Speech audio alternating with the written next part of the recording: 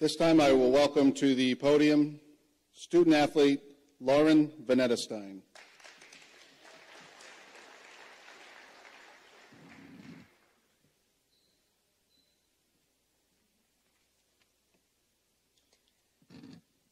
Good afternoon. My name is Lauren Venetestein and I'm a sophomore at Brewer High School. I'm currently a member of outdoor and indoor track and varsity girls soccer. I'm the second vice chair in the Student Athlete Advisory Council for the first year. It gives me great pleasure to tell you all about the Hall of Fame inductee, Synclaire Tasker. Synclaire graduated from Brewer High School in 2014, attaining Hall of Fame status in the indoor and outdoor track and field. Her immediate success in track, a fifth place finish in the PVC Championships 400-meter dash as a freshman, convinced her to make track and field her primary sport. Synclaire's career showed steady improvement, and she medaled numerous times in both PVC and state championship meets during her sophomore and junior years. During her junior year, she set 2 school records in outdoor track, running 46.48 in the 300-meter low hurdles and 15.09 in the 100-meter high hurdles. In her senior year, Synclaire became arguably the best track athlete in the state. In the EMITL championship meet, Synclaire was the top performer of the meet, winning the 55-meter hurdles in a league record time of 8.47, the triple jump setting a school record in the 200-meter dash. At the state meet, she won the 200-meter and was second in the 55 high hurdles and the triple jump. She finished her season at the New England Championship meet, where she placed third in the 55-meter high hurdles. Her finish in the Indoor New England Championship was the highest of any track athlete at Brewer. Her outdoor track season was even greater. She competed in 27 individual events and won 26 of them. She won all 4 of her events at the PVC Large School Championship and was selected as top performer of the meet. She then went on to the state meet and won both hurdle events and the triple jump. She graduated from Brewer the best that had ever put spikes on in her events. She set school records indoors in the 55-meter high hurdles and the triple jump, outdoors in the 100-meter high hurdles, 300-meter low hurdles, and the triple jump. She won 5 individual state championships and 9 PVC and EMITL individual championships. Synclaire received a full scholarship to run track at the University of Maine and competed for the Black Bears for 4 years. At this time, I am honored to introduce Glendon Rand to present Synclaire Tasker for induction into the Brewer Athletic Hall of Fame.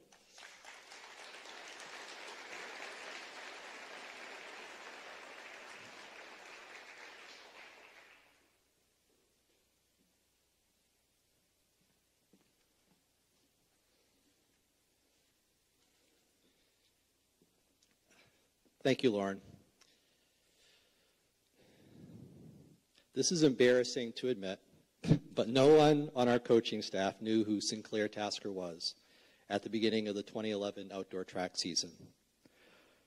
Dan Julie, our head indoor coach and assistant outdoor coach, who coached the sprints, jumps, and hurdles, actually thought her name was Skylar. I was trying to keep track of a roster of close to 100 athletes. It was even more clueless. I remember coming home on the bus from our second meet of the season, the competitive MDI relays, looking over the results and asking Dan on the bus, "Who is Synclaire Tasker?" He said, "You mean Skylar?" I said, "It says Synclaire." And that she won the long jump. Is that a mistake? The results showed that she beat a field of 56 jumpers that day, including some of the best girls in the league. Dan said, "I think she really won." I wasn't so sure.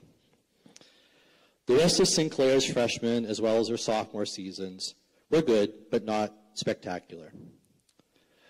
But by her junior year, we knew we had a burgeoning star on our hands, and that if we put her in the right events, we could make a run at indoor and outdoor championships.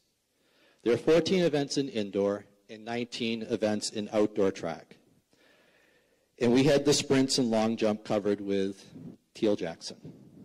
So what events would Synclaire do? A good distance runner can run the 800-mile and 2-mile and still have enough energy left over to do a 5-mile cool-down jog after the meet. A good thrower can do the shot, discus, and javelin and still have time to wolf down a couple of pizzas. No coach in their right mind would put an athlete in both hurdle races and the triple jump and the sprints, especially a junior learning such technical events for the first time. But Dan had the audacity to suggest it, and Synclaire said, "I'll do it." The only way this crazy experiment was going to work was if Synclaire practiced every event every day. I remember one day at practice, her senior year, Synclaire had done our team warm-up, then her jumping workout, and then was over on the home stretch, floating over hurdle after hurdle, long after practice had officially ended and most everyone else had gone home. A bunch of us were on the other side of the track, just watching her. Finally, Adam Lefkin, a classmate of Synclaire and a great thrower for us, said, "Mr. Rand, do you know what Synclaire is doing on the weekends?" I need to tell you, that is a question that no coach wants to hear. But Adam said, "Don't worry, it's a good thing. It's not bad." And he proceeded to tell us that Synclaire was training for a half marathon and that he had seen her on the roads out in Eddington on Sundays doing 10-mile runs. Whether that was 100% true or not, nobody seemed shocked by it. Synclaire's biggest challenge came at the Class A outdoor states her senior year. She was undefeated in every event she competed in through the PVC champs. She was 23 for 23. It was a very hot day that Saturday in the 90s at Wyndham, and Synclaire started off winning the 100-meter hurdles by a clear margin and then had a little break. But then her other three events all happened within about 45 minutes. She won the 300 hurdles by almost 3 seconds in a school record time and then hustled over to finish up the triple jump. Between jumps, she laid down in the grass in the only shade available, a small sliver of a shadow from a light pole. She won the triple jump by 2.5 feet in another school record, and then the 200 final was called. I don't know how she did it, but she screamed around the curve and lunged at the finish line, finishing second, only 0.04 of a second behind the winner. Synclaire dominated a meet that annually has the greatest display of high school athletic talent in our state.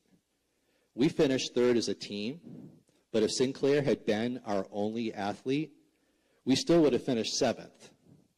She scored 38 points by herself, more points than entire teams such as Brunswick, Gorham, Cheverus, and Bangor. This was Synclaire's quote in the article in the Bangor Daily News the next day. "I take it as it goes," said Tasker. "Everyone else is dealing with the heat too, so you've just got to do your thing." And she did her thing very well. Synclaire competed for UMaine in indoor and outdoor track for 4 years. And here are the events she competed in for the Black Bears: triple jump, long jump, 200 meters, 400 meters, 500 meters, 4x400 meter relay, 55-meter hurdles, 400-meter hurdles. That's 8 events. I tried to attend as many of Synclaire's college meets as I could, and I remember one time where I went down on the fieldhouse floor and sat down and talked to her for quite some time. She was somewhat frustrated that her performances were not where she wanted them to be and that her coaching had not been consistent. Yet the competitive fire was still in her eyes. The desire to be great was still there, to help her team be better.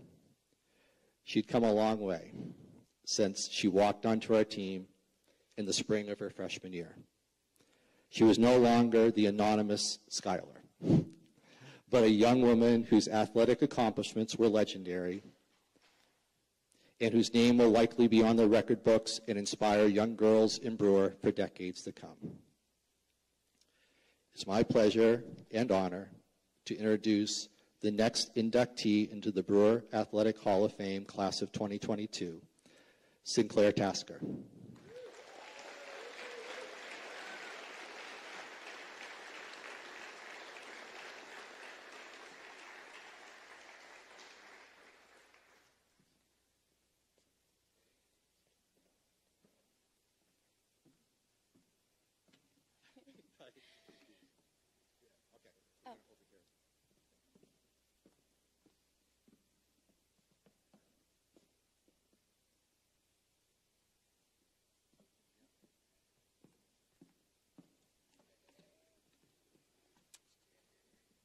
Hello, everybody.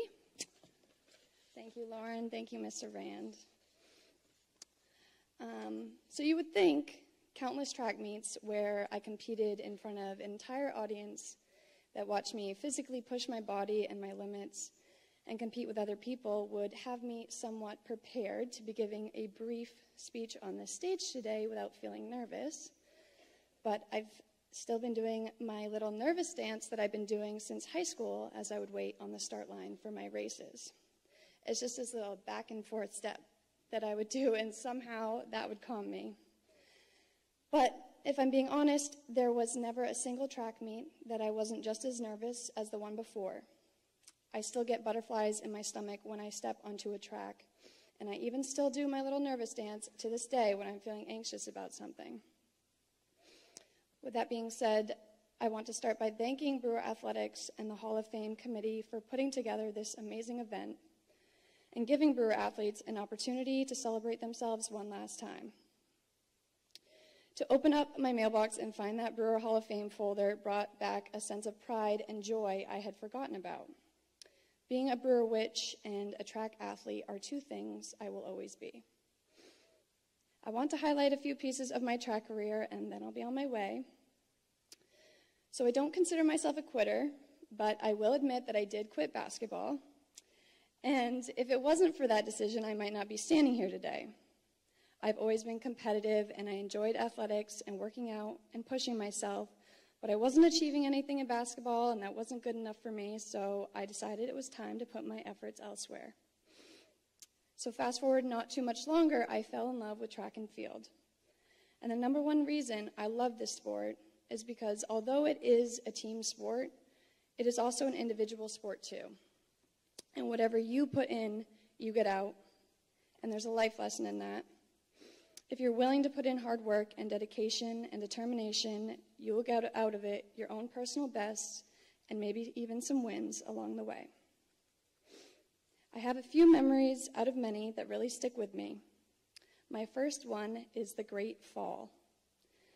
It was my very first New England championship, and I was so excited to be there with a few of my other teammates. I was competing in triple jump and the 300-meter hurdles and the 100-meter hurdles. And I remember I was bouncing between finals in the triple jump and then having to run over to compete in my 300-meter hurdle race. It was my biggest meet yet, and I was more nervous than I've ever been. And if I remember correctly, I was placed in the fastest heat.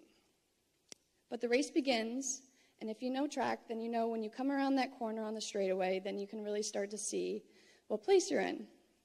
And I was in second, filling the gap between me and the girl in first, and it was the hardest I've ever pushed myself. And I somehow find the energy to get over the last hurdle. But as soon as I got over the other side, my body said, nope.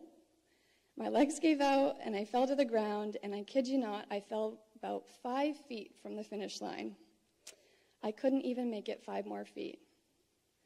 As I hit the ground, I could hear the audience audibly gasp, and they're like, ooh. As I laid in another girl's lane, and she had to jump over me as if I were another hurdle. For what it's worth, though, I still got up, and I jotted across the finish line, and there is video footage of this if anyone wants to see it. But why I remember this moment is not only because of the sheer embarrassment, but because I laughed about it. I wasn't even that upset. I was truly just happy to be there because it was New England's, and I'd never expected to get to be there and compete with some of the fastest girls in the New England states. And I knew for a fact that I pushed myself as hard as I could in that race, and how can I be disappointed in that, giving something my all. Another vivid memory that sticks with me is Coach Dan Julie. No matter where I was on that track or who was yelling and cheering, I could always hear Dan. So I want to give a special thanks to Dan Julie, who truly invested in me as an athlete and saw potential in me. If it wasn't for you, I'm not sure I would have ever been a hurdler or have the passion for track and field that I did and still do. I think you might have been more upset than I was if I didn't win a race or get a personal best. So thank you, Dan, for everything. My other coaches at Brewer, Mr. Rand and Mr. Holyoke, even though you were distance coaches, you made my time with Brewer Track a positive and memorable one that will stick with me forever. It takes a special person to coach the largest sports team in high school, filled with both boys and girls, and your commitment to the athletes and the sport make it all worthwhile, and I hope you know that big or small, you made a positive impact on me and many other athletes as well. My track career was an unexpected one. I didn't know what I was capable of, and if it weren't for Brewer for fostering an environment that allowed me to figure it out, I may never have. And as corny as it may be, track and field helped me find myself and will always hold a special place in my heart. The lessons I learned in track are ones that will just stick with me forever. There's so many races and memories I could undoubtedly go on forever, but my last thank you is to my family for always supporting me and raising a young girl with the confidence to work towards her goals. So thank you again, Brewer Athletics and the Hall of Fame Committee, and to all future Brewer Athletics stars, you are capable of a lot more than you know, so don't be afraid to put in the work. Thank you.